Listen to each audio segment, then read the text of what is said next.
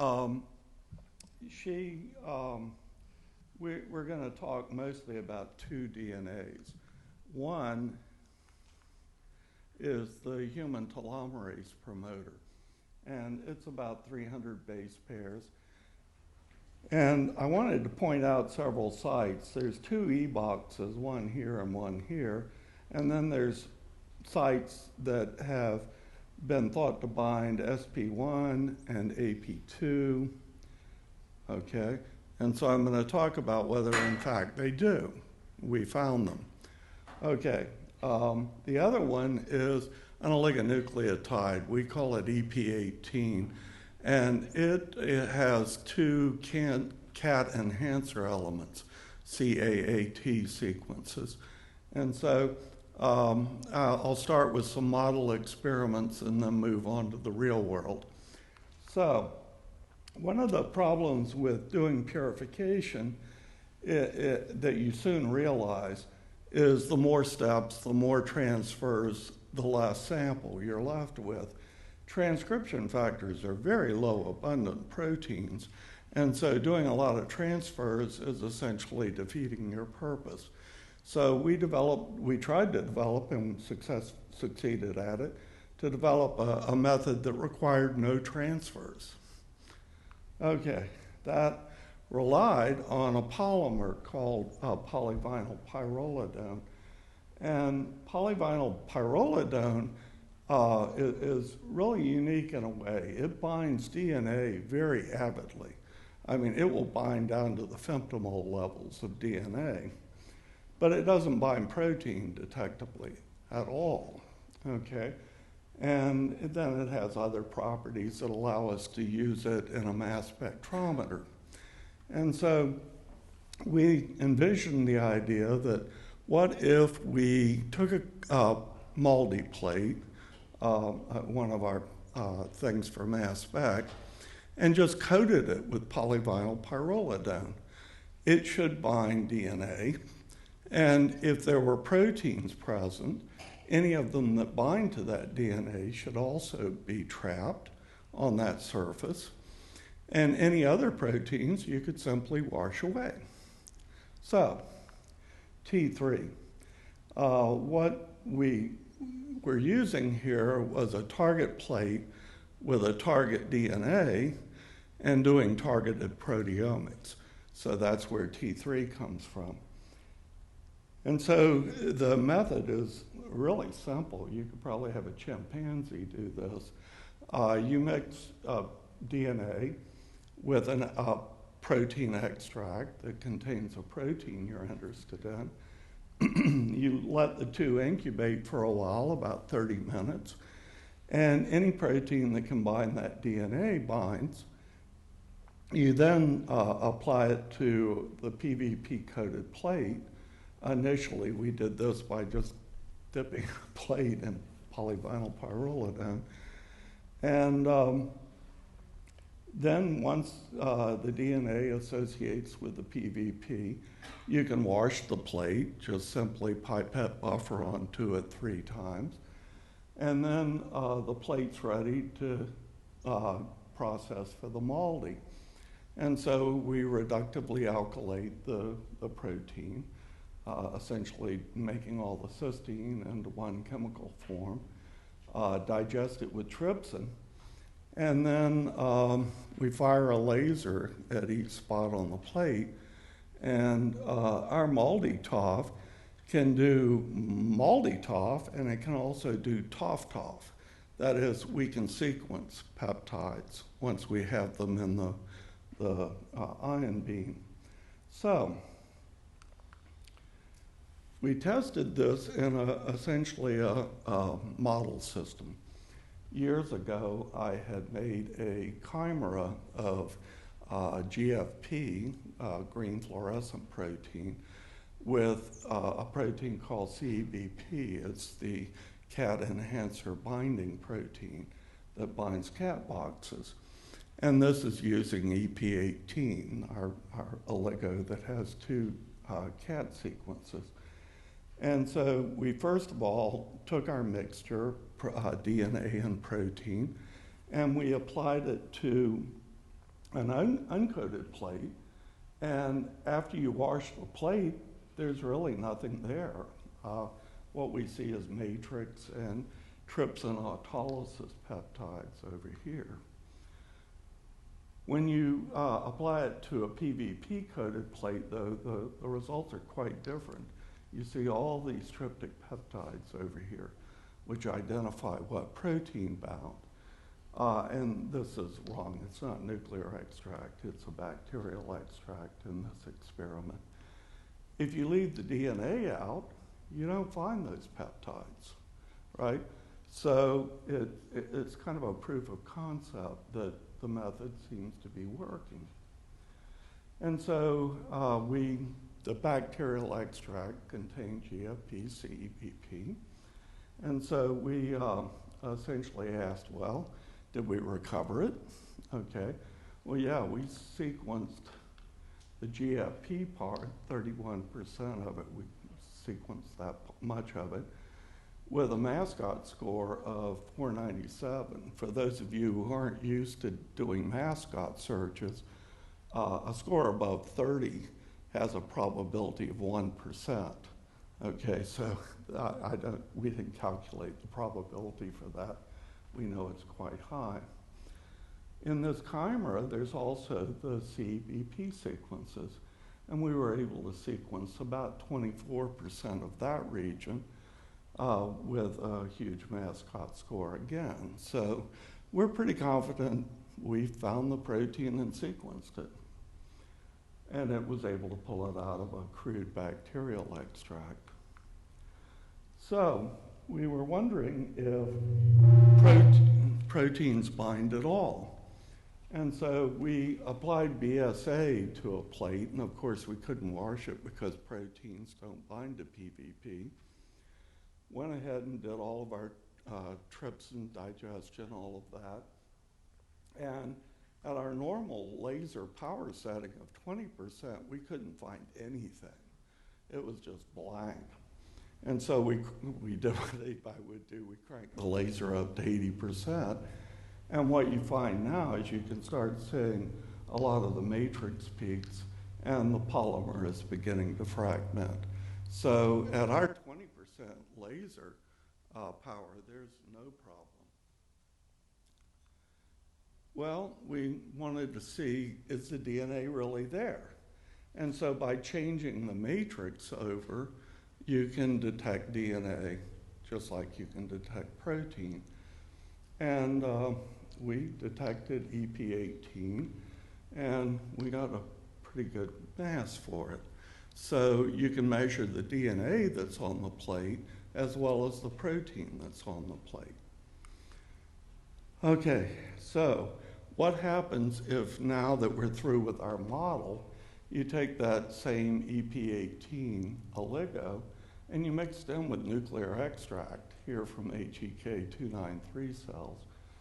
And you don't get quite as high a mascot score, though it's still respectable, and we were able to sequence about 24% of that protein. So that's native CEBP. There's no chimera here, okay? CEBP, years ago, we were the first people to ever actually show it on a two-dimensional block. Excuse me? CEBP what? CEBP alpha, beta, gamma, or? This one was actually beta. Beta? Yeah. Thank you. Well, that worked fairly well, just dipping plates in PVP. And so we decided to refine it a little bit and make the polymer directly on the plate surface and put in a cross-linker and anchor it with a silane, okay? And so once we had started making coatings, we looked at how homogeneous they are. Most of the plates would look like, region of the plate would look like this. We chose this region because I wanted to show you some imperfections that we find. Occasionally we find aggregates, like here, or cracking of the coating, like there. So we got a little concerned and we wondered if that had any effect on the usefulness. Well, no, we applied a bunch of peptides to the plate, and when we looked at the error in masses that we were finding, it was insignificant. So it doesn't matter whether you spot it on an aggregate or a cracked region or a uniform region, you still get the correct masses. So next, we looked at whether or not our improved coatings, could we put BSA on there and not wash it and see if we could sequence BSA. And we sequenced about 30% of it, and with a huge mascot score, way significant. And this is just showing you us doing MALDI-TOF sequencing one of the peptides. So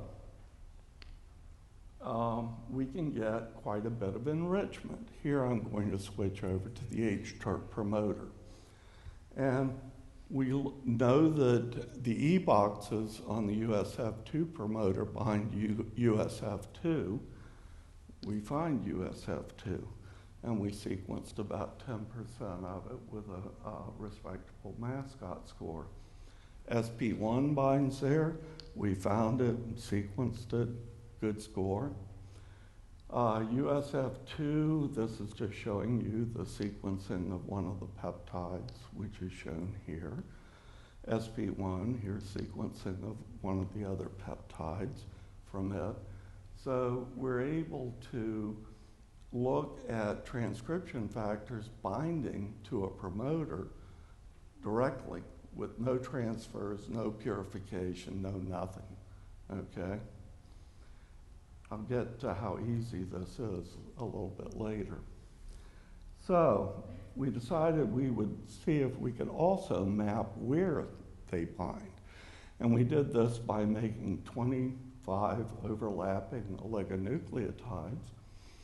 And like, for example, oligo 1 should have the E box, that E box, 22 another E box. We should find SP1 and AB2 sites. Okay, do we indeed? Well, first of all, I wanted to finish off the previous part. We also found transcription factor AB2 with the intact promoter. But when we looked at these oligos, what we found was the spectra are a little bit noisier than we see with the longer DNA, but we still get usable data. So we can use this with oligos, we can use it with promoters. So when we looked at all of those 25 oligonucleotides, first of all, over here at position 26, we show you what we found with the intact 300 base pair promoter.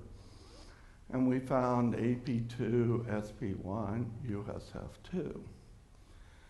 When we look at the oligos, indeed, we find an E-box binding protein binding to oligo number 1, but it turns out it's another protein called TCF23. USF2 is an activator of transcription that binds E-boxes. TCF23 also binds E-boxes, but it's a repressor. So we find an E-box binding protein, we just find a different one with these shorter sequences. We find SP1 where it should be, we find AP2 sites where they should be. So we can characterize what binds to the promoter, and we can find out where it binds by this method. So earlier we had purified what bound to that promoter by another method called promoter trapping. And we decided to look at the overlap between the data sets for T3 and for promoter trapping. And we find 47 proteins in common between the two methods.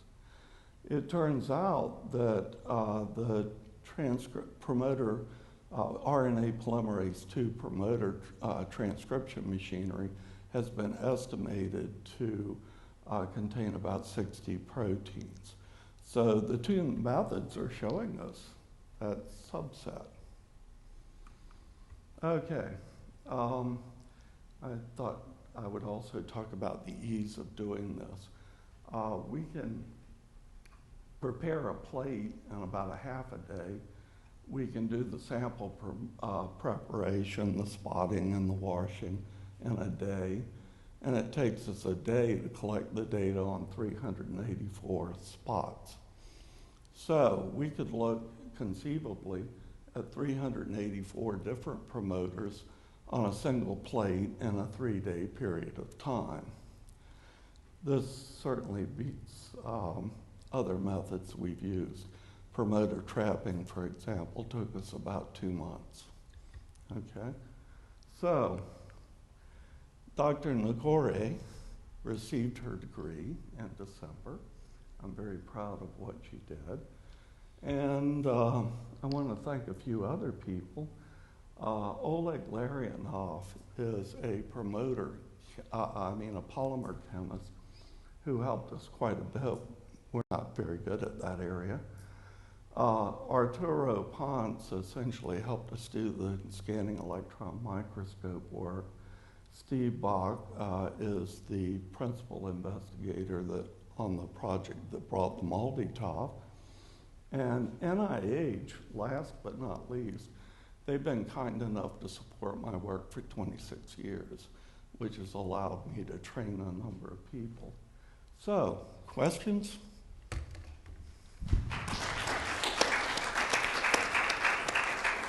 Any questions? Please, questions. Very nice. I just wonder whether you have tested RNA affinity to your PVP material. No, we haven't, but we do know RNA would bind. Okay? We did a more basic experiment. We looked at whether or not ATP binds to polyvinyl pyrrolidine, and it does. Okay? So RNAs would bind. We just weren't interested in RNA binding proteins at the time. When you tested in your mass spec, actually, did you detect any RNA binding protein because you used the mixture? Did we detect RNA? No, RNA binding protein. No, we did show that essentially with promoter trapping, we showed that when we isolate the proteins that bind to a promoter, it is transcriptionally active. It does make RNA. Furthermore, we found almost every other component of the transcription machinery in that data set. We find the TATA binding protein, which is a part of TF2D. We showed the data for TF2H in one of our papers. So, yes, we know that what's on that plate is the transcription machinery. Could you please remind what's the source of the T3 name comes from? Yeah, it's actually on one of the slides, but we take a target plate, a MALDI plate. We're targeting proteomics by using a DNA that binds to the PVP. And then we're doing what's called targeted proteomics. That is, we can tell the mass spec, look for this peptide, look for that peptide, look for this other peptide, right? So that instead of just essentially doing all of the data set, kind of a shotgun sort of proteomics, we're saying, no, show us peptides that come from specific proteins.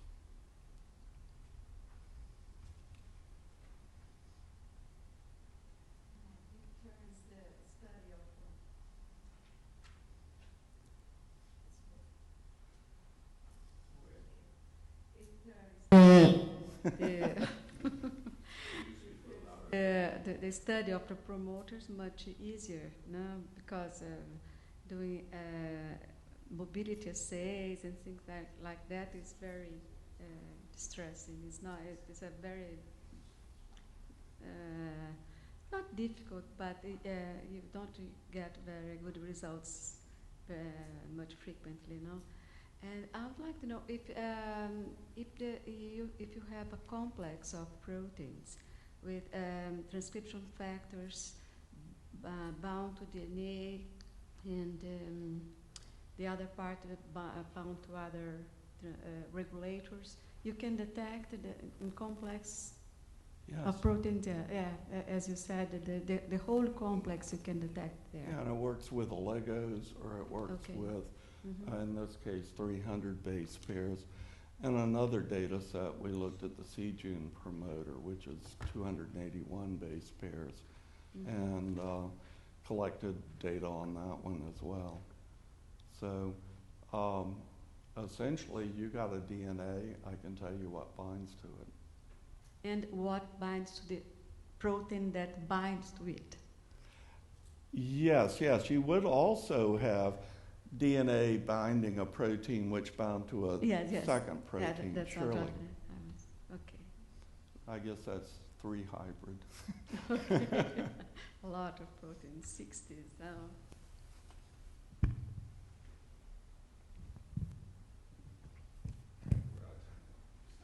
Okay.